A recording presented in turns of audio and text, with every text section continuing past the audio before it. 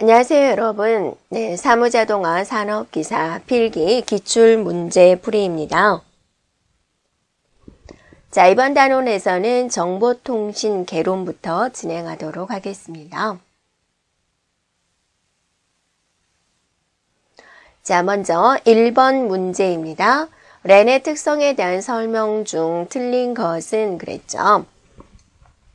그러면 여러분이 렌이다 라는 것은 무엇을 의미하는 거예요? 네, 근거리 통신망이죠. 가까운 거리의 통신망을 이루고 있습니다. 네, 그래서 1번에 보면은 음성, 네, 데이터 및 화상 정보를 전송할 수가 있다. 이번에 렌 프로토콜은 OSI 참조 모델의 상위 계층에 해당이 된다라고 그랬는데요. 여러분이 OSI에 7계층이 있죠. 자, 하단에서부터 어떻게 시작되죠? 예, 물, 대, 내, 전, 세, 표, 이렇게 되는 거죠. 그래서 물리 계층, 데이터, 링크 계층, 또 네트워크 계층, 전송 계층, 세션 계층, 표현, 응용 이렇게 되는 거죠. 그래서 여기 보면 렌이다 그러면 이제 물리적으로 컴퓨터를 연결시켜 주는 거죠. 이게 결론은 통신을 하기 위한 거죠. 통신을 하려면 어때요?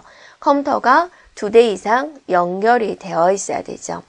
그 연결을 직접 하는 곳은 어디냐? 바로 물리 계층이 됩니다. 그래서 물리 계층에서 필요한 장비는 허브, 또 리피터가 되는 것이고요. 그 다음에 데이터 링크 계층에서는 이제 허브와 허브를 연결하는 브릿지에 해당이 되는 것이고요.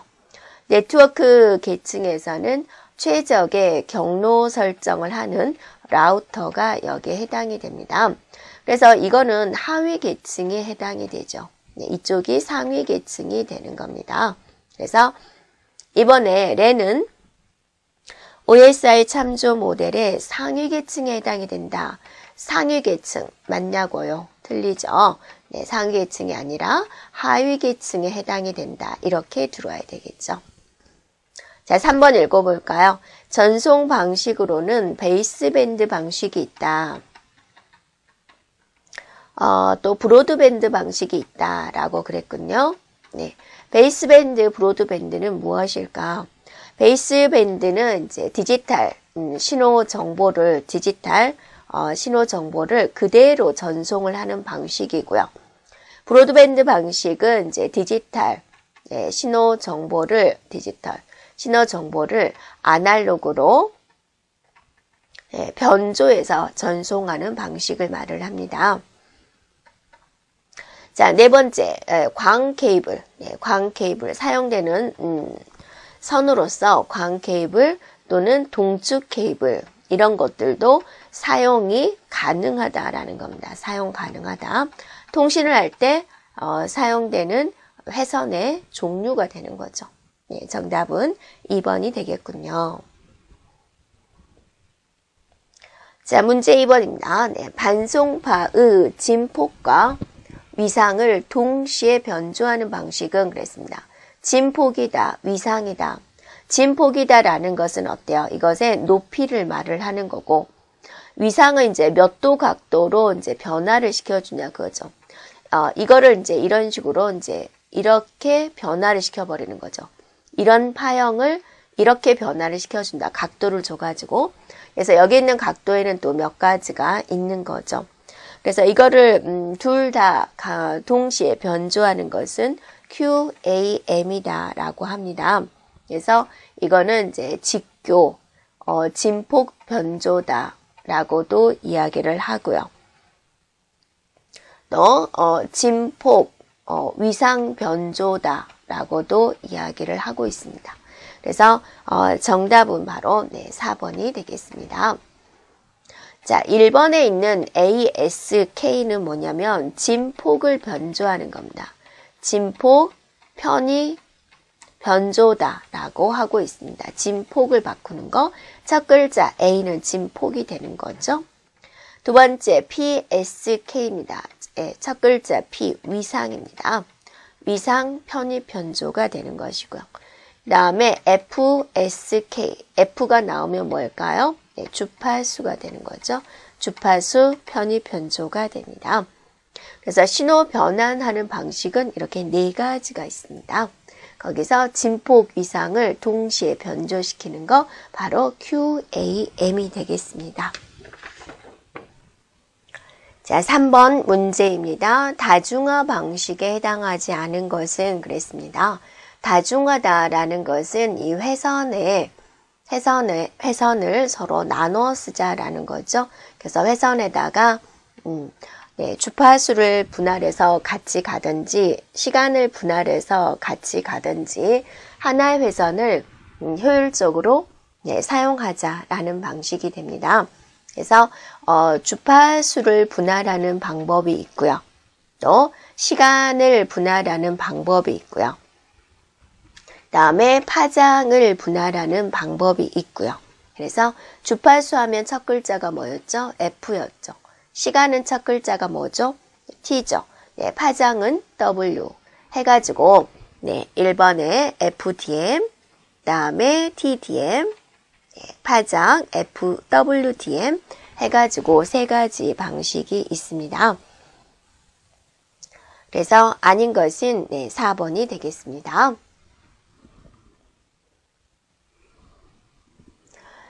자, 4번 문제가 되겠습니다. TCP/IP 프로토콜 구조에 해당하지 않은 것은 그랬습니다. 자, 여러분이 이제 OSI 7 계층이 있고요. 네, 그것을 이제 인터넷 계층, 인터넷 TCP, 인터넷 TCP/IP 구조로 이렇게 이제 비교를 한번 해보면 OSI 7계층은 7개의 계층이죠. 그래서 물, 대내, 전세, 표, 이라고 이제 우리가 말을 하죠. 자, 물리 계층, 네, 데이터, 링크 계층, 다음에 네트워크 계층, 다음에 전송 계층, 다음에 세션 계층, 표현 계층, 응용 계층이다. 이렇게 이야기를 하고 있습니다. 이것을 이제 인터넷에서는 자, 이거 2개를 묶어 가지고 링크 계층이다. 그 다음에 이제 네트워크 계층이다. 그 다음에 전송 계층이다. 그리고 이거를 응용 계층이다. 이런 식으로 4개로 구분을 하고 있습니다. 그래서 1번의 네트워크 계층, 2번의 데이터 링크 계층, 그 다음에 4번의 전송 계층, 해당하지 않은 것은 뭐예요? 바로 이제 3번이 되겠군요. 자, 5번입니다. 회선 제어 방식 중 주 스테이션이 부 스테이션에게 데이터를 전송하는 것을 무엇이라고 하느냐라고 그랬습니다. 자, 이건 용어적인 면이죠. 1번에 있는 네, 셀렉션 네, 방식이다라고 하고 있습니다. 네, 그래서 이 셀렉션 방식은 이제 주 컴퓨터가 부 단말기로 데이터를 전송할 게 있다라는 거죠. 그럼 무자비로 전송하는 게 아니라 받을 준비가 되었냐라고 물어보는 거죠. 받을 준비가 되었니? 라고 물어봐서 준비가 됐어요. 준비가 됐어요. 라는 신호를 보내주면, 예스 신호를 보내주면 여기서 데이터를 이제 전송을 한다 그거죠. 그러니까 결론은 주에서 부로 데이터를 전송하는 방식을 셀렉션 방식이라고 한다라는 겁니다. 자, 2번에 나와 있는 이제 폴링 방식이 있습니다. 이 폴링 방식은 무엇이냐면, 주가 있고 부가 있으면, 주가 부한테 물어봅니다. 나한테 전송할 데이터가 있느냐라고 물어봐요. 그러니까 부가 있대요. 있으면 부에서 네, 주로 데이터를 전송하는 방식을 말을 하고 있습니다. 그래서 문제에서 요구하는 것은 이제 바로 1번이 되겠군요. 자, 6번 문제입니다. 점대점 링크를 통해서 인터넷 접속에 사용되는 IETF의 표준 프로토콜은 무엇이냐라는 겁니다. 또 이것도 용어적인 면으로서 PPP라고 합니다. PPP는 점, 포인트, to 점, 포인트 방식이다라는 겁니다. 자, 그래서 이거는 이제 두 대의 컴퓨터가 있으면 직렬을 통해서 이 한 대의 컴퓨터에서 다른 컴퓨터로 이렇게 통신할 때 사용되는 방식이 됩니다. 네, 그리고 이제 이거는 조직이죠. 하나의 조직인 IETF에서 개정한 표준 규약이 되겠습니다.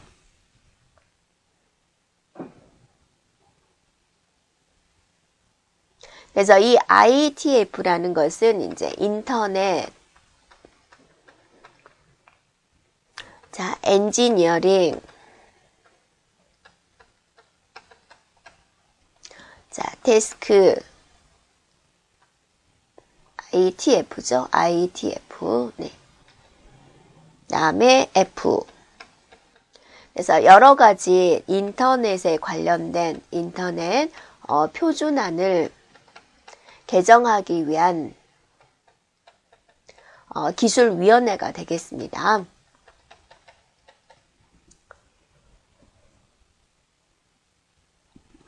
네, 그 다음에 이제 2번에 보면 LLC라고 있군요. 네, 이 LLC는 자, 로지컬, 링크, 컨트롤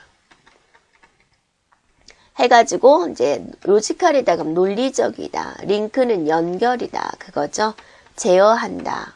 논리적인 연결을 제어하는 것으로서 IEEE 802.2 표준으로 규정하는 곳이고요. 각종 연결 방식에서 공통으로 사용하고 있는 통신 규약이 되겠습니다.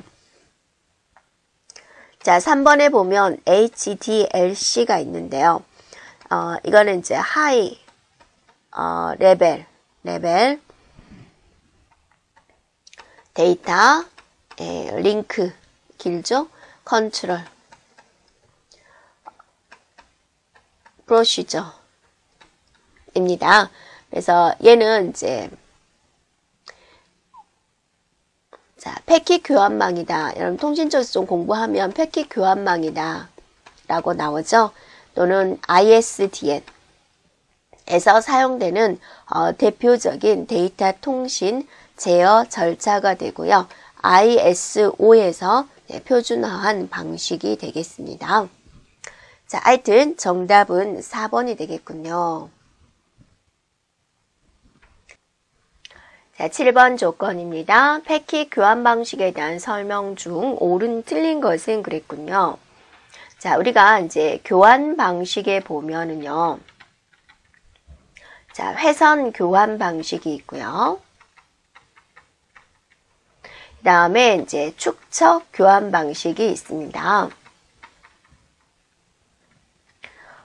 두 개의 차이점이다 라고 한다면 자, 여기 있는 단말기와 여기 있는 단말기가 자, 이렇게 통신하는 방식이 되고요.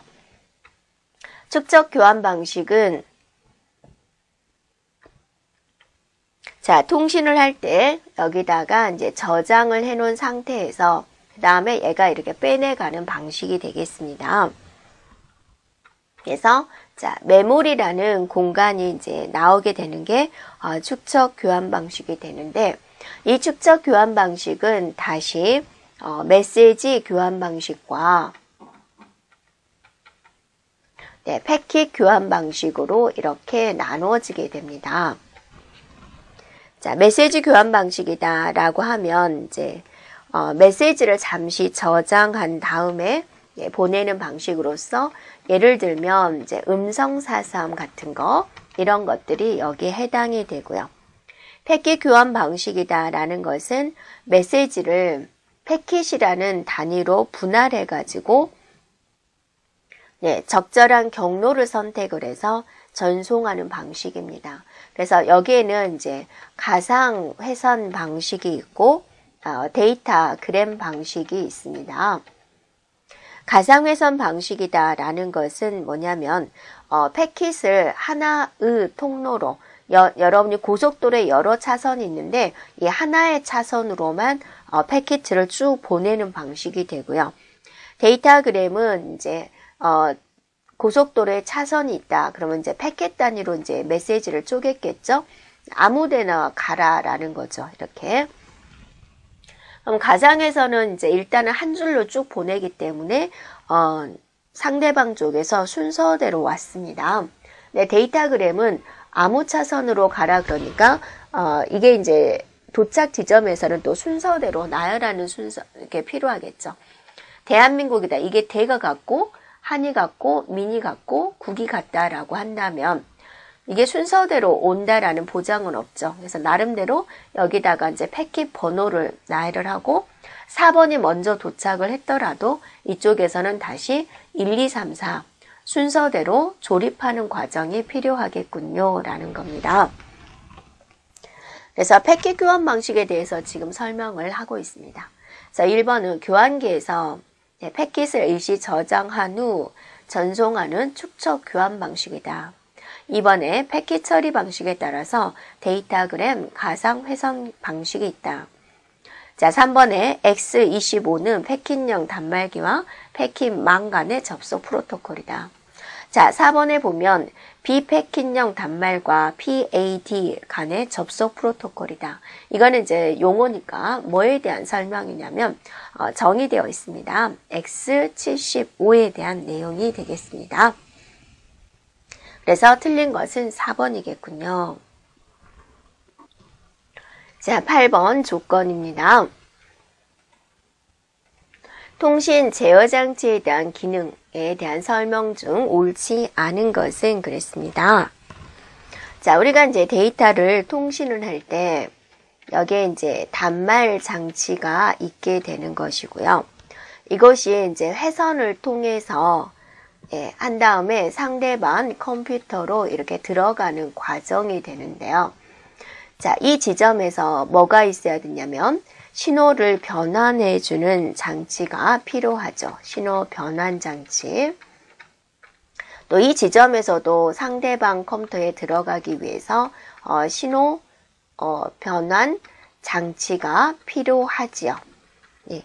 그리고 이제 여기서 통신 제어 장치를 거쳐서 상대방 컴퓨터로 들어가게 됩니다. 자, 여기서 말하는 통신 제어 장치, 바로 이 부분에 대한 설명 중 옳지 않은 것을 골라라 라는 거죠. 1번에 보면 신호의 변환이다 라고 그랬습니다. 신호를 변환해 주는 것은 바로 신호 변환 장치, 우리가 DCE라고 하죠. 그래서 여기서 하는 역할이 됩니다. 그래서 이 통신 제어 장치에서는 이제 도착한 데이터에 대한 문자를 조립하는 거죠. 그 다음에 또 분해하는 것, 회선 감시 접속 제어, 또 전송 제어, 여러 가지 제어에 관련된 역할을 하고 있습니다. 네, 그래서 옳지 않은 것은 바로 1번이 되겠습니다.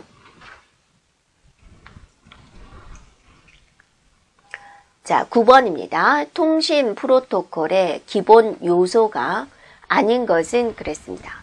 통신 프로토콜이라는 것은 이제 프로토콜이다라는 것은 뭐였어요? 통신할 때 지켜야 될 약속을 기술해 놓은 겁니다. 그래서 세 가지가 있죠.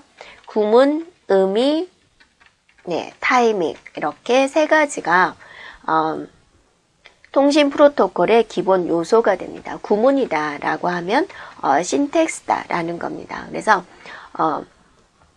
어떤 데이터 형식 또는 부호화, 신호 레벨 이런 것들을 이제 규정하는 것이고요. 의미다라는 것은 뭐냐면 각 비트가 무엇을 의미하느냐, 그다음에 오류 제어를 위한 제어 정보 이런 것들을 이제 규정하는 것입니다. 타이밍이다라는 것은 뭐냐면 통신 속도에 대한 조정, 메시지의 순서 제어, 이런 것들을 규정을 하고 있습니다. 그래서 자, 아닌 것은 바로 4번이 되겠습니다.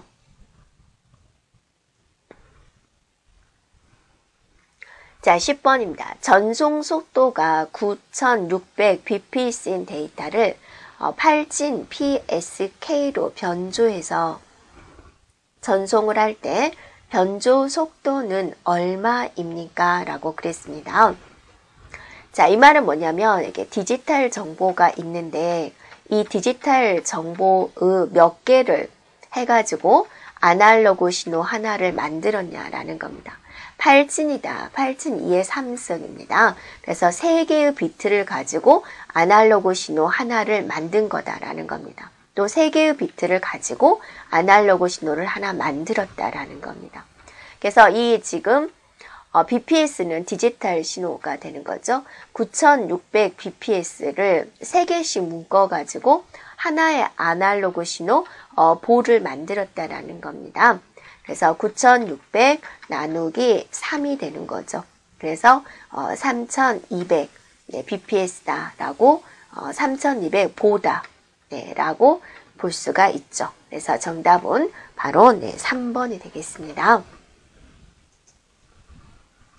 자, 11번입니다. HDLC에서 사용하는 프레임의 종류에 해당하지 않은 것은 그랬습니다. 자, 보면은 HDLC란 무엇일까? HDLC는요,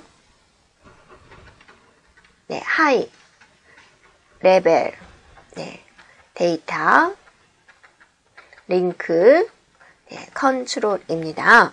그래서 얘는 프레임이라는 단위를 사용을 합니다. 그래서 프레임이라는 데이터 단위로 통신을 하는 방식이 되겠습니다. 그래서 얘는 이제 이 HDLC 프레임이 어떤 식으로 이루어졌냐면, 자, 맨 앞에 이제 플래그가 있습니다. 그 다음에 이제 상대방 주소 부분이 있겠고요. 그 다음에 이제 제어하는 제어부가 있습니다. 그 다음에 이제 여기에 정보부가 있는 거죠. 이 정보부에 실제로 전송할 데이터가 여기에 들어오게 됩니다. 그리고 나서 이제 검사부가 되는 것이고, 검사부가 있고, 마지막에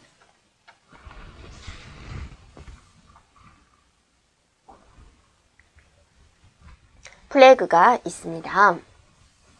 그래서 여기에 보면 자, 제어부가 있죠. 제어부. 여기 있는 이제 제어부에서는 스테이션에 대한 동작을 지시하거나 그 지시에 대한 응답 정보를 전송하는 겁니다. 그래서 여기에는 3가지 프레임이 들어옵니다. 그래서 정보 프레임이 있고요. 그 다음에 감시 프레임이 있고요. 그 다음에 비번호 프레임이 있고요. 이렇게 3가지가 있습니다. 정보 프레임이다 하면은 이제 순수하게 정보만을 전송하는 겁니다. 여기에 이제 관여를 하는 것이고, 그다음에 이제 감시 프로그램은 정보 전송 프레임을 감독하는 거죠. 감독하는 겁니다. 그래서 감시 프레임이다 라고 하고 있고요. 비번호제 프레임은 무엇이냐면 두 컴퓨터 간의 통신에서 있어서 초기 설정을 한다든지 또 링크 확립, 해제 이런 것들을 이제 담당을 하고 있습니다. 그래서 이것에 해당되지 않은 것은 이제 바로 4번이 되겠습니다.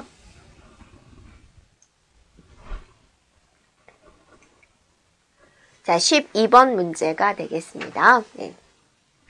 ARQ 방식에 해당하지 않은 것은 그랬습니다. 자, ARQ다 라고 그랬는데요. ARQ는 이제 3가지 방식이 있죠. 4가지 방식이 있죠. Stop and Wait ARQ 방식이 있고요. 자, 이 방식은 무엇입니까? 하나 보내고 상대방이 잘 받았어. 오케이 신호가 떨어지면 다시 또 두 번째 거를 보내는 거죠. 하나 주고 결과 받고 하나 받고. 그래서 이거를 정지, 대기, ARQ다 라고 하고 있습니다. 자, 두 번째는 이제 go, back,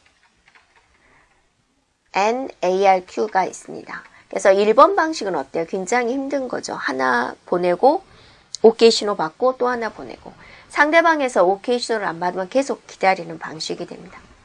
자, go back and ARQ는 뭐냐면 연속적인 프레임 방식으로 이제 한꺼번에 보냅니다. 이렇게요. 그런데 문제점은 뭐냐면 저쪽에서 2번이 오류예요 라고 말을 했어요. 2번만 다시 보내는 게 아니라 2번부터 끝번까지를 다시 전송하는 방식이 됩니다. 자, 그 다음에 세 번째는 이제 selective repeat ARQ다. 자, 이건 무슨 방식이냐면 자, 1, 2, 3, 4 방식을 한꺼번에 보내고 2번에서 오류예요 라고 발생이 됐으면 그냥 2번만 다시 보내는 거죠. 이게 이제 그죠? 이것만 재전송하는 방식입니다. 자, 그 다음에 이제 적응적 ARQ 방식도 있다라는 거고요. 그래서 아닌 것은 무엇이냐? 바로 3번이 되겠죠. 자, 13번입니다. OSI 7계층 중 종단간 메시지 전달 서비스를 담당하는 계층은 하고 물어봤습니다. 그러면 여러분이 OSI 7계층 다시 한번 볼까요? 7개의 계층. 자, 물, 대, 내, 전, 세, 표, 이라는 7개의 계층이 있죠. 자, 여러분 생각나세요? 그래서 이제 물리 계층이다. 네, 데이터, 링크 계층이다. 자, 네트워크 계층이다. 네, 전송 계층이다. 세션 계층이다. 표현 계층이다. 응용 계층이다. 이렇게 7개의 계층이 있죠. 자, 일단은 여러분이 사용되는 장비 한번 살펴볼까요? 물리 계층에서는 이제 허브, 또 리피터라는 장비를 사용하죠. 데이터 링크 계층에서는 이제 브릿지죠. 네트워크 계층에서는 이제 라우터라는 장비를 사용을 하고 있습니다. 자, 하는 역할을 보면 물리 계층에서는 이제 처음으로 이제 통신을 하기 위해서 랜을 구축하는 단계가 되고요. 데이터 링크 계층은 이제 신뢰성 있는 전송을 하기 위한 건데 인접 노드 간에 바로 옆에 있는 컴퓨터들끼리 전송을 하는 거죠. 네트워크에서 라우터가 나온다. 라우터는 뭐예요? 최적의 경로 설정을 할 때 사용되는 방식이 되죠. 그 다음에 전송 계층에서 이제 바로 신뢰성 있는 전송을 하게 됩니다. 그래서 여러분이 여기도 신뢰성 있는 전송, 여기도 신뢰성 있는 전송. 하지만 얘는 종단간 신뢰성 있는 전송을 한다라는 겁니다. 자, 여러분이 이제 여러분 이제 학교에서 하나의 회선이 나옵니다. 그래서 게이트웨이를 거치고 이제 라우터를 거쳐서 인터넷 세상으로 오게 되는 거죠. 인터넷에서 볼 때는 어때요? 얘가 하나의 회선입니다. 그래서 그 회선을 우리 학교에서 여러 개로 이제 나눠서 쓰게 있는 거죠. 이게 바로 종단이다라는 겁니다. 그리고 또 하나의 또 종단이 있겠죠. 그러면 또 거기도 연결되어 있는 또 이런 컴퓨터들이 있겠죠. 이런 종단과 종단 간의 인터넷 세상에서 종단과 종단 상의 신뢰성 있는 전송을 하는 것. 바로 이제 전송 계층이 되겠습니다. 정답은 4번이 되겠군요. 자, 14번입니다. 데이터 전송에서 오류 검출 기법에 해당되지 않은 것은 대표적인 것으로서 이제 패리티가 있죠. 패리티는 오류를 검출만 하는 거고 또 대표적인 걸 해밍이 있죠. 해밍은 검출해서 수정까지 하는 것이 되겠습니다. 그래서 오류 검출 방식 1번 패리티, 2번에 블럭 합 검사, 네, 4번에 순환 잉여 검사, 그 다음에 해밍코드 페리티 검사, 그런 것들이 있습니다. 해당되지 않은 것은 바로 2번이 되겠군요. 자, 15번입니다. 프로토콜에 대한 설명 중 옳은 것은 그랬습니다. 프로토콜이다 그러면 우리가 통신할 때 지켜야 될 약속, 통신 규약에 해당이 되는 거죠. 네, 그래서 정답은 1번이 되겠습니다. 시스템 간 정확하고 효율적인 정보 전송을 위한 일련의 절차, 규범을 의미를 하고 있습니다. 자, 16번 문제입니다. 랜에서 데이터 충돌을 막기 위해서 송신 데이터가 없을 때만 데이터를 송신을 하고, 자, 다른 장비가 송신 중일 때는 송신을 잠시 중단합니다. 그래서 일정 시간 간격을 두고 대기하였다가 다시 송신하는 방식은 무엇이냐라는 거죠. 자, 이것도 이제 정의에 관련된 방식이 됩니다.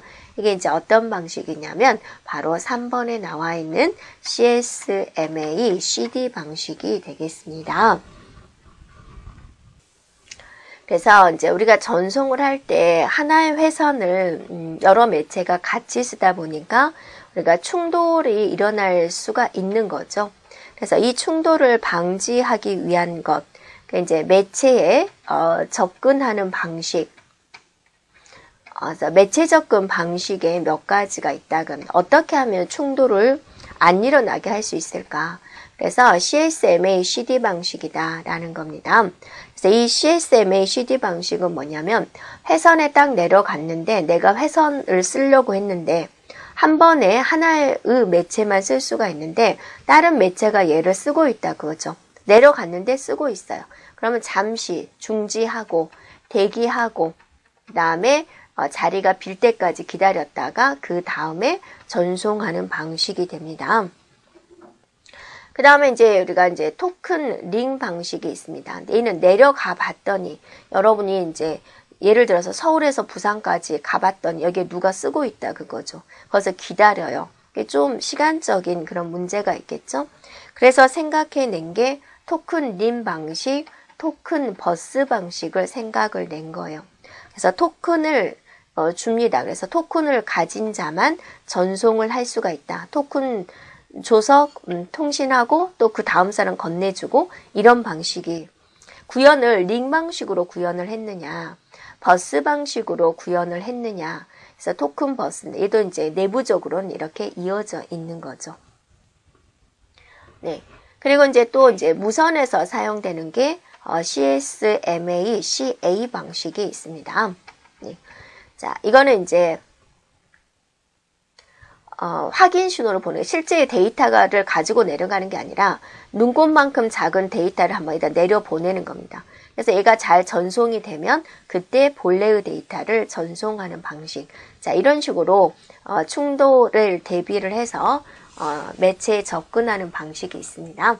그래서 여기서 이제 문제에서 말하는 것은 CSMA CD 방식에 대해서 말하고 있습니다. 자, 17번 문제가 되겠습니다. 랜 네트워크 토폴로지 종류에 속하지 않은 것은 무엇이냐라는 거죠. 그래서 이거는 이제 중앙에 있는 컴퓨터에 연결되어 있는 방식, 바로 성형이다, 스타형이다 라고 이야기를 하고요. 자, 그 다음에 이제 이렇게 링 방식으로 연결되어 있는 거, 링형이다 라고 이야기를 하고 있고요.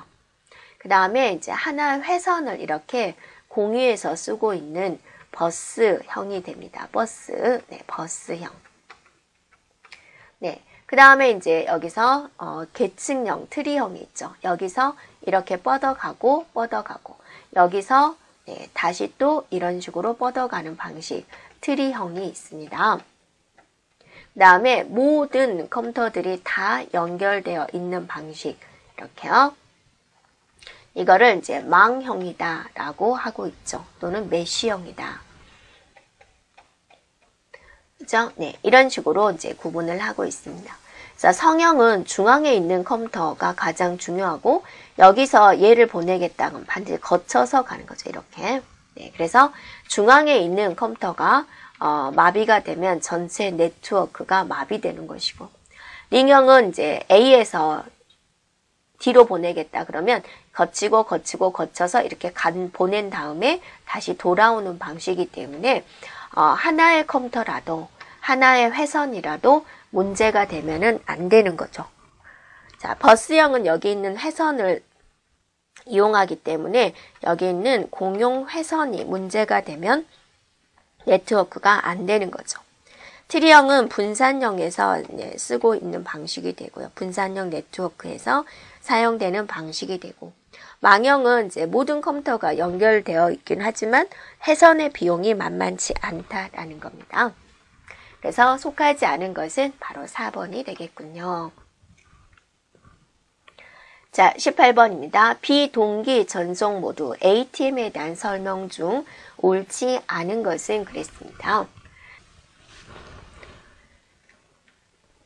18번입니다. 비동기 전송 모드에 대한 설명 중 옳지 않은 것은 그랬습니다. 자, 여러분이 이제 종합정보통신망이 있습니다.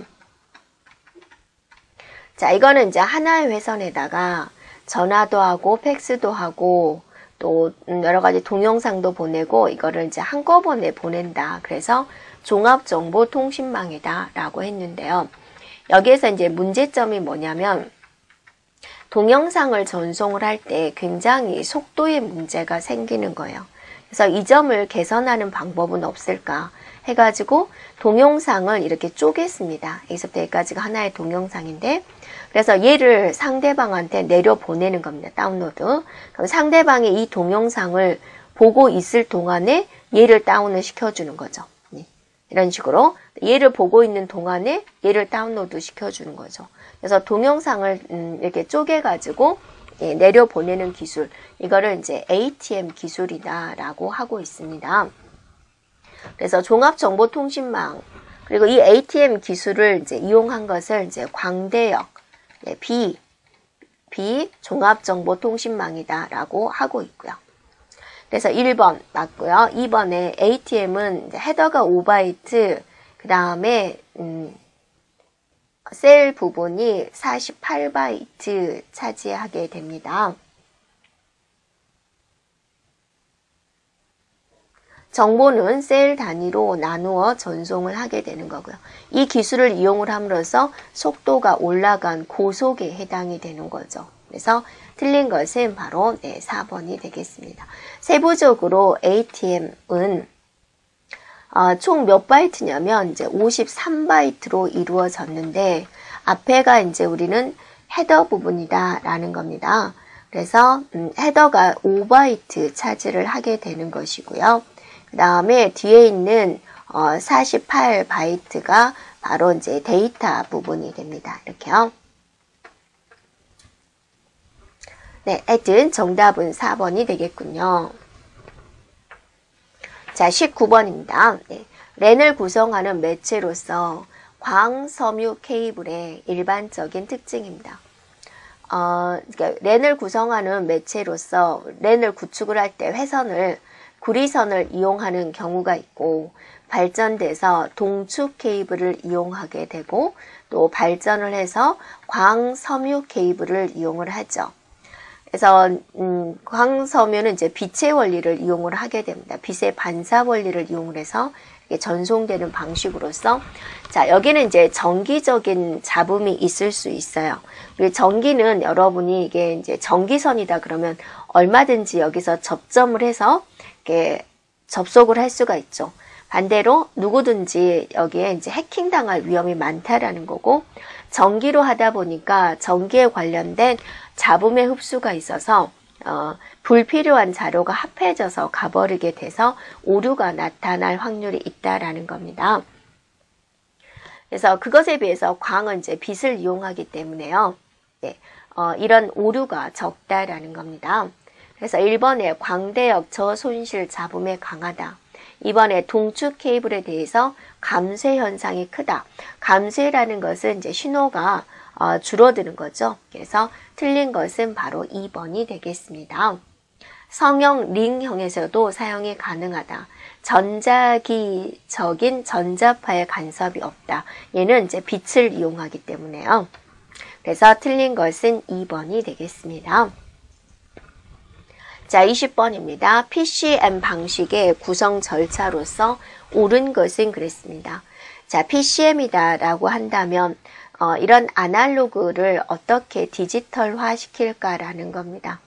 방법은 첫 번째 쪼개는 겁니다. 그거를 우리는 표본화다 그럽니다. 그래서 이렇게 있으면 이걸 이런 식으로 이제 나누는 거죠. 이런 식으로. 자, 두 번째는 양자화 과정입니다. 이 대표값을 추출하는 거죠. 그러니까 숫자화 시킨다라는 거죠. 이 범위 안에서 대표적인 숫자 15를 가져온다든지 이렇게 가져오는 거고, 세 번째는 부호화 과정입니다. 부호화는 이진수화 시켜주는 거죠. 그래서 15를 이진수로 고쳐주는 거죠. 이런 식으로. 그러면 이제 이렇게 구현할 수 있는 거죠. 그래서 표본화, 양자화, 부호화. 네. 그래서 이제 네 번째는 다시 복호화.